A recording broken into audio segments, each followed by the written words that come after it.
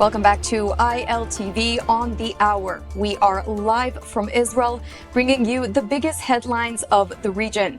It's currently 7 a.m. in New York and 2 p.m. here in Israel. I'm Devo Klein, and today is day 734 of the war in Gaza. Let's jump into the latest updates coming out of the region right now. 2 years and 1 day after the Hamas massacre on October 7th, 2023, we are well on our way to having a monumental hostage for ceasefire deal. The first phase of the Gaza peace plan is now agreed on by both Israel and Hamas. U.S. President Donald Trump announced on his Truth Social account that Israel and Hamas have agreed on the first phase of his Gaza plan, which will secure the release of all hostages and begin Israel's withdrawal from the Gaza Strip. There are a lot of discussions and agreements to be passed today, so we will be breaking down the schedule for you. But first, let's go to our ILTV correspondent, Maayan Hoffman, who is standing by right now in Hostages Square in Tel Aviv. Hostages Square is currently bustling with people. Maayan, what can you tell us about the atmosphere there? Wow, there is total euphoria here at Hostages Square. You know, I have been here many times, and it has been such an environment of pain and suffering. And today there is dancing and singing and guitars and drums, and people really feel that we are on the cusp of seeing those hostages come home. First, the 20 live hostages, God willing, on Monday, and then the rest of the hostages, the hostage bodies, over the next few days after that. Absolutely, and we'll continue to check back with you at Hostage Square. But let's first discuss this deal that is being signed today, and we'll go back to you later. Maayan, thank you for that.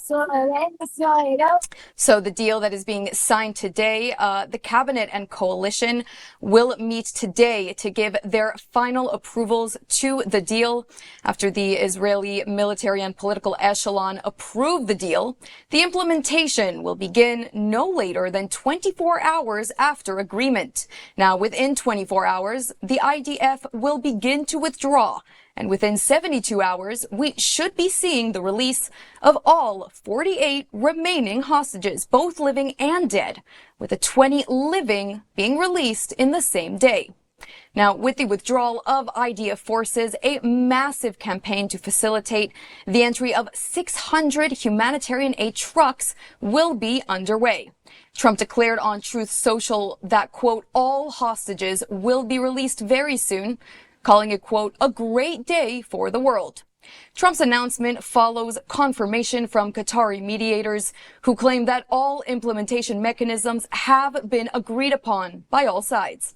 Sources say the major issues have been resolved and only procedural details remain. In addition, Trump is expected to travel to the region this weekend and likely address the Knesset in Jerusalem. Trump is expected to land in Israel on Sunday, the day the living hostages are expected to be released. Trump will very likely be in Israel to witness firsthand the execution of his vision for peace in the region. On Monday evening, Israelis will be celebrating the holiday of Simchat Torah, a holy day on the Jewish calendar, and the same day, the same holiday that saw the horrific Hamas attacks just 2 years ago. Celebrations of this deal are coming from all directions. Former hostages Romi Gonen and Emily Damari were seen dancing on a live stream. Following the publication of the news, Israeli ministers took to X to congratulate the deal and hail it as historic. And in the streets of Gaza, circulating footage depicts cheering Gazans, dancing in the streets, giving out candies, and celebrating the deal. But as Israelis wait patiently for the hostages to be brought home, many are remembering the price that Israel must pay. The agreement will see the release of nearly 2,000 Palestinian security prisoners. They include 1,700 that have been detained since October 7th and 250 that are serving life sentences. Now, the names of Palestinian prisoners to be released remain subject to finalization.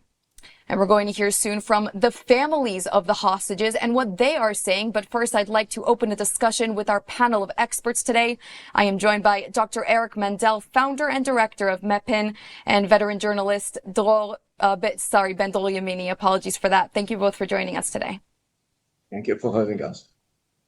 So there is current widespread celebration of this deal. And, on its surface, it looks like all involved players are satisfied with this deal. So who, in your opinions, is really the big winner of this deal? Is it Israel or Hamas? Benjor, I'd love to start with you. I'm not sure that this is the best day to speak about winning or losing because, first of all, yes, we are all excited. That's the feeling right now. Now, not political kind of considerations. We have to leave it all behind for now, for the next few days. Not because we don't have political problems, not because of other problems. But of course, maybe, just maybe, the military pressure helped. But we cannot forget the fact that, speaking about the international arena, we are losing the battle. We cannot ignore what happened even in the last week. But speaking about it, of course, about the past, the 2 years from October 7, so many demonstrations, ecstasy against Israel. What we saw is a demonstration of hatred, of demonization, of so many lies. By who? By the elites in the West. So we cannot ignore it, not even in this moment. Yes, we are celebrating, we are expecting, we are looking forward to see the hostages released. But the big battle is still ahead of us because the image of Israel is still of a pariah state. The lies prevail, and let's hope for some better days. Absolutely a bittersweet moment. And Dr. Mandel, I'd like to turn to you now. What's your reaction of this winner and loser situation? Do you agree with Benjor on that assessment? In part, yes. We're living in historical times. This is an incredible moment. What we feel at this moment, wherever you are, is going to be emotional. And it's hard to just step back and look at it objectively, which is something that's going to be very important. I agree absolutely with Benjor regarding one of the things that Israel is going to have to deal with after is the demonization of Israel and the isolation, the diplomatic isolation going forward. And it's not just in everybody but the United States, it's within the United States also. There's going to be so many things afterwards. In the immediate time, we're going to be dealing with the logistics of making sure the next 3, 4, 5 days what happens. I've been in Israel many times. I was in Gaza just a couple of weeks ago. The emotional swings that are going to come within the country, the trauma, the concentric circles of traumatic stress. I don't say post-traumatic stress, I say traumatic stress that Israel is going to be dealing with for years, decades, and its repercussions. And then there's the internal politics that's going to come up.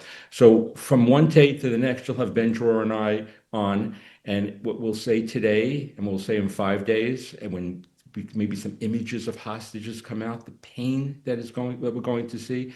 So it's very hard to talk about winners and losers, but I'll try to just step back. As the last thing I'll say is I'm going to talk from the objective point of view, which is what I do try to be in a security, defense, and U.S.-Israel relationship security perspective.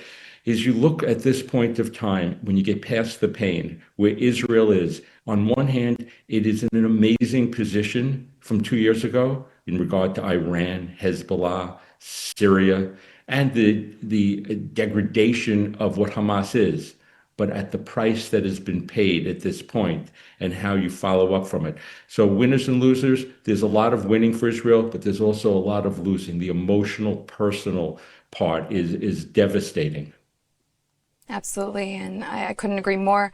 I'd like to return to the Israeli side of things for a moment, because, the Israeli and Hamas negotiating teams have agreed to the deal, the negotiating teams in Egypt, of course, but it still needs to receive coalition approval here in Jerusalem. So, Benjor, I'd like to start with you. What do you make of this meeting? Surely Netanyahu's government will facilitate this deal and not destabilize it, or do you actually think the opposite?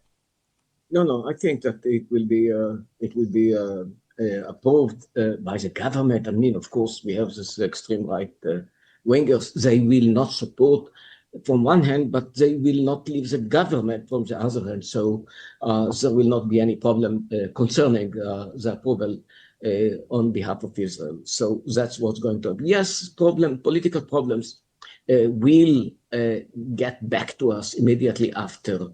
Of course, even immediately after the first stage, speaking about the release of the hostages. But in this very moment, let's forget politics. Let's forget what we have to say about this government. Let's forget everything, because right now, we are all excited. Right now, no politics. I don't want it. I think many of us do not want it. Whatever our opinions are about this government. Yes, we had a lot of criticism, needless to say, but not now. Not now. You know, in the Jewish tradition, you say that mitoch shelo lishma ba lishma, and the meaning is that even if Netanyahu did not win, even if Netanyahu was forced to go to this agreement, we have to say thanks. We have to say thank you, because you know, the other option was that he was not. He did not accept. He would not accept. So for the moment, even if it was under pressure of Trump, and we have to thank Donald Trump, the president of the United States, even so, we have to say thanks to whoever was involved and to whoever is approving this bill for the moment. And Dr. Mandel, I'd like to turn to you now and to respond on that, because obviously when it comes to this deal and Trump's involvement, it definitely, you know, ensures to us that the U.S.-Israel relations are as strong as they ever have been. But is that maybe coming at the price of internal Israeli politics? What are your thoughts on that? Well, first of all, I agree. Wherever you are on the political spectrum, you must thank President Trump. I don't believe this deal could have happened with almost any other president, Republican or Democratic. His power, his connections, family connections in the Gulf and beyond Qatar to Turkey made this deal happen. So we need to just pause a second and just say thank you for making this happen. Yes, there's going to be a tremendous amount of Israeli political upheaval. When you said that the U.S.-Israel relationship is incredibly strong, I would say that the U.S. relationship in regard to the Republican Party, but there is damage from the Democratic Party here, and I would say most unjustified, that is going to have longevity because America has changed.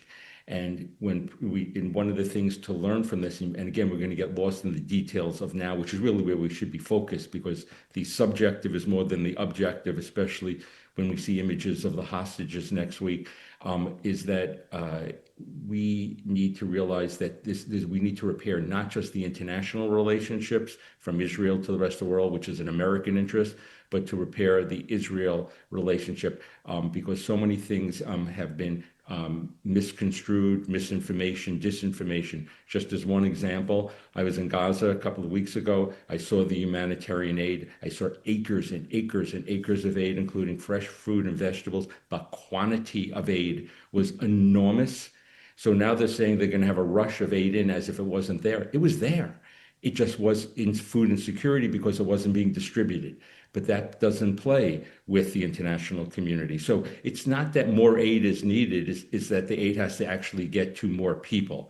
And so there are so many things here that are going to come. And again, be prepared for the mis and disinformation. And as far as the next few days, the logistics of making all of this happen, people are trying to claim, Hamas is trying to claim that this is the end of the war. They're going to claim winning. They're going to have terrorists with blood on their hands from the Park Hotel Passover massacre, from the Sparrow bombing planners. People actually did things, are going to be out there, and you're going to see hands waved, and that's going to be terribly painful. We can't forget the pain of the Israeli families who have the trauma of the terror for the last 25 years, going back past the Second Intifada, but just think about that. A lot of the people are going to come out are going to be from that period of time on. So there's going to be emotional swings, and then we have to step back and look at the internal politics and the international politics, and so much going on. So I think, as an American who believes so much in Israel as an indispensable partner, it's incredibly important to begin the healing and to being there. But having President Trump come for a victory lap, well deserved this Sunday, is important. But then once that glow disappears a little bit, there's going to be lots of pain and lots of finger pointing. And I'm going to be a contrarian. I think that this agreement was something that Netanyahu wanted. I think I saw Derma's fingerprints on this agreement. And I think this, people say the pressure from the president of Netanyahu was the last person in the room. And I think this is agreement Israel can live with. And I think that for Bibi, if we're going to get political for a second, I think this is a good place for him to maybe let the government fail and have maybe even early elections, because he won in Gaza. That will be his narrative. He won in Iran. He won in Lebanon. He won in Syria. And so I think that's going to be a message that Israel's going to have to deal with. And I think the political season has begun also with the hostage release. Absolutely, and we're all awaiting the release of our hostages. And I'd like to take a brief moment and keep you guys on the line, if you don't mind, so that we can play a quick clip from the father of Israeli hostage Eviatar David, who shared a few words about the returning of his son. Take a listen. התרגשות גדולה מאוד. למרות שעדיין זה רק נייר, וזה רק חתימות, וזה עוד לא משהו מוחשי. אני רוצה לראות אותו, להרגיש אותו, לגעת בו, ואז אני אדע שזה אמיתי, כי הכל יכול להשתנות. זה שנתיים של הרעבה, דיברנו על זה קודם. זה בלי אוכל, בלי שתייה, בלי מינרלים חשובים מאוד, ויטמינים, פיקוח רפואי, השפלות, כל יום, כל היום. אוקיי? תת תנאים פשוט. אני בטוח שאנחנו נקבל אותו, ויש לנו עבודה קשה קדימה. יש לנו המון עבודה, זה הנפש, זה גוף, ולהחזיר לו את מה שהוא צריך. אין לי ספק. אנחנו, כמובן גם, הוא יעזור לנו גם. אני בטוח, אנחנו מחכים לזה, אני מחכה לזה. בכיליון עיניים. It's such a hard reality to imagine, seeing your son in such an emaciated state, seeing him tortured, dehumanized, starved, and, much worse in the conditions that he's in. Now, when Israelis were exposed to this video for the first time, we were all well aware of Hamas's psychological propaganda tactic. And that goes back to Dr. Mandel, what you were saying about misinformation. But, even though we had this awareness, I think that to a degree, it still worked. It worked because it successfully sparked, a burning ache in every single one of us to see the hostages come home. We saw Eviatar David as our brother, as our family. And this is why we are paying this price, because Israeli mentality means that no one gets left behind, and that is our weakness. And our greatest weakness is that Hamas knows that. Hamas knows that, and they will use it against us. And this opens up a new question. And Dr. Mandela, I'd actually like to start with you. When we do get our hostages back and we reflect back on all of the feelings that we felt with this propaganda, what is stopping hostile entities from exploiting this in us once again? Do Israelis have targets on their back, maybe being abroad? Well, first of all, one of the things I did want to just mention is we're saying the hostages are coming home. God willing, all the living hostages will. I think there's going to be a tremendous pain that's going to continue, because I think the bodies of the hostages, not all of them are going to come quickly, and some may not come at all. The editor-in-chief of Jerusalem Post, Zvika Klein, wrote a piece of it regarding maybe there'll be Ron Arad's out there, who was the famous aviator who his body never came back to Israel, and the pain of that Israel wants to have all its bodies come back because so the families can bury them. And I think that's going to be another trauma that people aren't focusing on, and there's already becoming excuses about the bodies coming back. I was I was in State Road on October 7th. So it's, sometimes I'm trying to be objective from far away, but I was there and saw that part of the massacre, and what went on. And I saw the films of things I didn't see afterwards. This national trauma that is going to need to be dealt with is going to be overwhelming. And it's very hard to process traumatic stress as you go on. And it's very hard. I wrote a piece, I think it was a year or two ago, somewhere in the middle of the war, that we who care so much about Israel and Israelis, at best as we can sympathize, we can't empathize, because we don't send our kids into harm's way. We may have family or friends that are there, but we don't, unless you have a real Israel connection. It's hard for us to understand what the whole country is going through, that you're one large family, which on one hand, in the best, that is so powerful, the bonds of family that are so there and have broken down so much in America over decades. But on the other hand, you feel everything. There's nobody in Israel who doesn't feel something. So as we proceed and we go ahead, the images of Hamas claiming victory, the images of people in the far right, being against this, all of these type of things are going to mix into the emotional pain that's going to overflow in Israel. And it's for we Americans who really care about Israel to just give Israel a chance to heal. And it's not going to be, I know we like in the West, nanoseconds, everything happens very quickly, but this won't happen quickly. But going forward, I see, a light at the end of the tunnel. It's not a train coming to us with a light. There really is a light at the end. And what can be, and what the vision of the Trump administration is maybe nations like Indonesia, Saudi Arabia, Azerbaijan will join the Abraham Accords. But the price you had to pay for that is incalculable.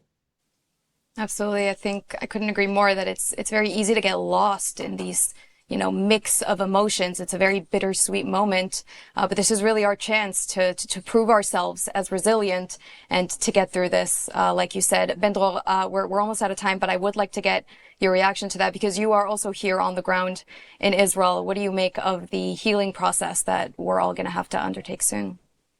Yes, we need it. We need it because we know exactly that we were united immediately after the October 7. The whole nation was quite united. So many people were volunteering in every field that was just possible. And in a way, somehow we were united only about one thing, which is about the hostages, which we are expecting to see them quite soon, hopefully this coming Sunday. But we still have a lot of problems. We still have our debates. We still have so many disagreements and about a lot of issues. And yes, we need a process of healing. I think that we will do it, because just to remind us all, we had this kind of conflicts before, and we could solve the problem.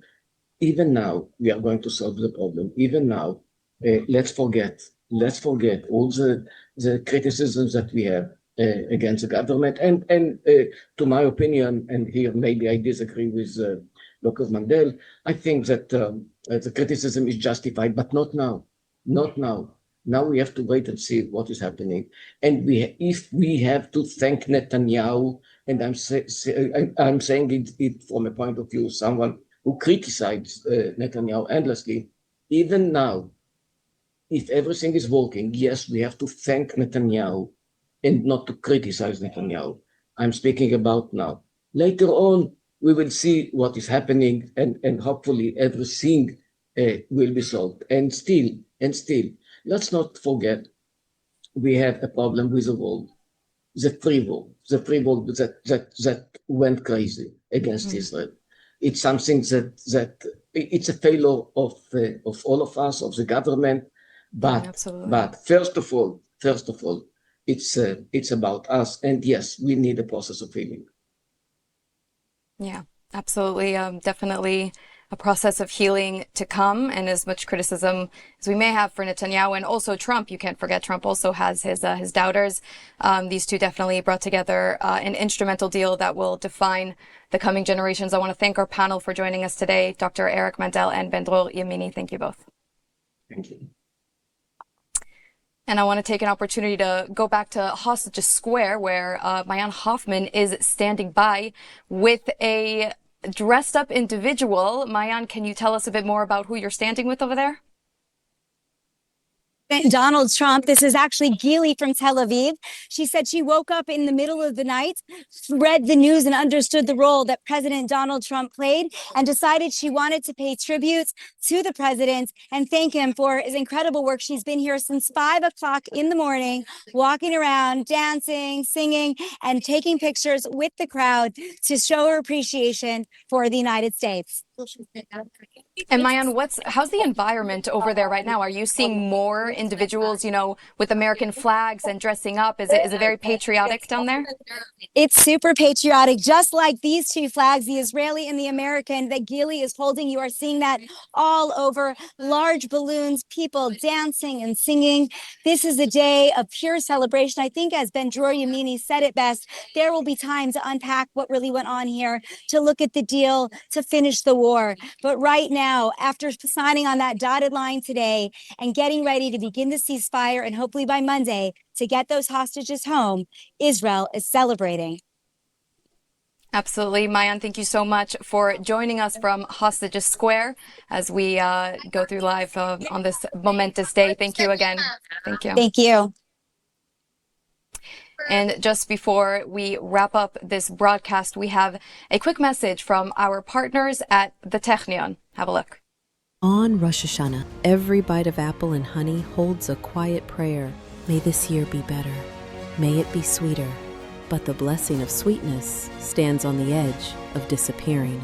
Bee populations are collapsing from habitat loss and disease, taking with them something more than honey, a promise to future generations. Technion researchers are harnessing the power of science, racing to save our world's tiniest heroes before it's too late. They're creating AI-powered hives that protect and heal, and robotic bees that lend a helping wing.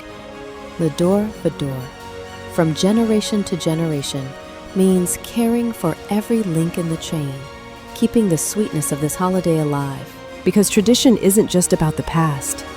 It's about the future we have the courage to create.